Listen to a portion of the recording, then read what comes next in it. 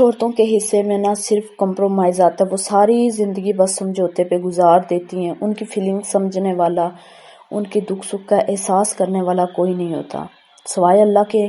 وہ کس کے آگے روئیں یا کس کو اپنا دکھ سنائیں. ایک شوہر ہوتا ہے واحد، جس کے ساتھ ان کا جو ہے نا رشتہ بندہ ہوتا ہے، جڑا ہوا ہوتا ہے ساری زندگی کے لیے. اور جب وہ بھی ان کی فیلنگز کو نہ سمجھ سکے، ان کو جلتا کڑتا دیکھ کے بھی خاموش رہے، تو پھر اس انسان کے آگے گلے شکوے بے معنی ہو جاتے ہیں، جس پہ کوئی اثر نہ ہو. جو اپنی بیوی کے لیے کوئی سٹینڈ نہ لے سکتا اور اپنی بیوی کو جو ہے بنیادی ضروریات فراہم نہ کر سکتا ہو جو اس کا حق ہے، تو پھر زندگی سے نا ایسی عورت کا جو ہے دل اٹھ جاتا ہے. چاہے لاکھ خوشیاں بھی ہو نا، پھر اس کو کوئی بھی خوشی جو ہے حقیقی معنوں میں خوش نہیں کر سکتی. تو پلیز میری سب شوہر حضرات سے گزارش ہے کہ اپنی بیوی کا زیادہ خیال رکھیں پلیز.